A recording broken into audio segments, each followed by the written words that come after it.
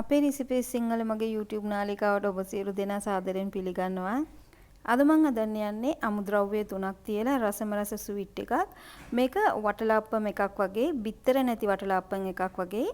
මේක හරිම රසයි. මේක බෙන්ගලි ස්වීට් එකක්. මේකට අවශ්‍ය වෙන්නේ අමුද්‍රව්‍ය 3යි. මේක ඉතා පාසුවෙන් අපිට රසට ගෙදර හදා ගන්න පුළුවන්. එන්න බලමු බිත්තර නැති මේ වටලාප්පම් එක අපි කොහොමද හදාගන්නේ කියලා. මේකට අවශ්‍ය දේවල් මේකට මම කර්ඩ් කෝප්පයක් අරගෙන තියෙනවා. කර්ඩ් එක ගොඩාක් ඇඹුල් ගතිය නැති කර්ඩ් එක යූස් කරන්න. ඒකම කෝප 3 කාලක් මිල්ක් මේඩ් අරගෙන තියෙනවා. ඒකම කෝප කාලක් එළ කිරි අරගෙන තියෙනවා. අපි කර්ඩ් එක ගන්නකොට වතුර ගතිය නැති විදියට ගන්න ඕනේ. දැන් මේ හොඳ උකු කර්ඩ් එක මම ඒකේ සමහර වෙලාවට තව ටිකක් වතුර තියෙන නිසා මේ වගේ පෙනේර එක දාලා වතුර ටික බේරෙන්න පැය භාගයක් විතර තියෙනවා.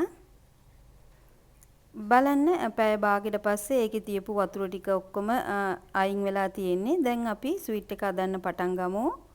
මම භාජනයකට මේ යෝගට් ටික දාගන්නවා. අපි මේ කර්ඩ් එක විස්ක් එකකින් මේ වගේ මික්ස් කරගමු. මේක ග්‍රයින්ඩරේ කේක් මික්සරේ ඒ වගේ බීට් කරන්න. එතකොට යෝගට් එක ගොඩක් දියරු ගතියක් එන නිසා මේ වගේ විස්ක් එකකින් අපි චුට්ටක් මික්ස් කරගමු. දැන් මම මේකට මිල්ක් මේඩ් එක එකතු කරගන්නවා. මිල්ක් මේඩ් එකත් එකතු කරලා අපි චුට්ටක් මේක හොඳට මිශ්‍ර කරගමු. යෝගට් එකයි මිල්ක් මේඩ් එකයි. ඔබ මගේ channel එක පළවෙනි වතාවට බලන කෙනෙක් නම් channel එක subscribe කරලා නැතිනම් channel එක subscribe කරලා තියාගන්න. එතකොට මම වීඩියෝ අප්ලෝඩ් කළ සැනින් මගේ වීඩියෝ මිස් කරන්නේ නැතුව ඔබට බලන්න පුළුවන්. මේක වටලාප්පම් එකක් වගේම තමයි. බිත්තරයි අකුරුයි නැතුව අපිට බිත්තර කන්න අකමැති අයට වටලාප්පම් එකක් මේ වගේ අදලා කන්න පුළුවන්. මේක ගොඩාක් soft එකට හොඳ රසට තියෙන ස්වීට් එකක්. දැන් මම කිරි එකත් එකතු කරගන්නවා.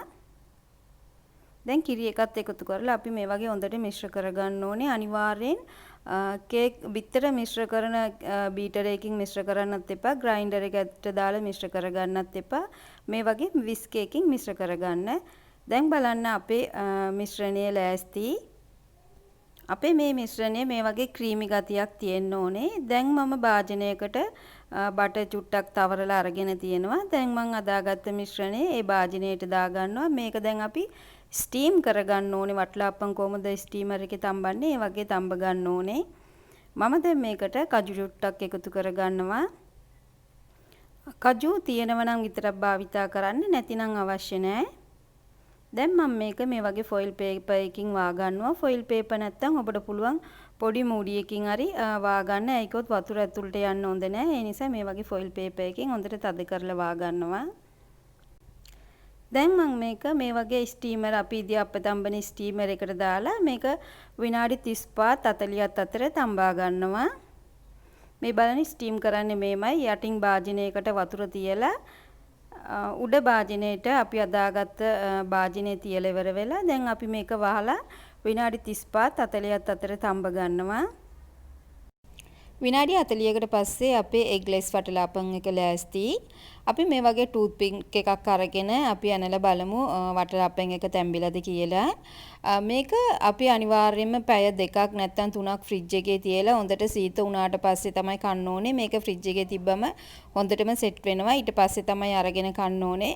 දැන් අපේ රසවත් එග්ලෙස් වටලාපම් එක ලෑස්ති. ඔබත් මේ වගේ ගෙදර හදලා බලන්න. ඔබ මගේ වීඩියෝ එකට කැමති නම් වීඩියෝ එක ලයික් කරලා යාළුවොත් එක්ක ෂෙයා කරන්න. නැවත මෙවන් රසවත් රෙසිපි එකේ නම වනතුරු ඔබ සියලු දෙනාට සුබ දවසක්.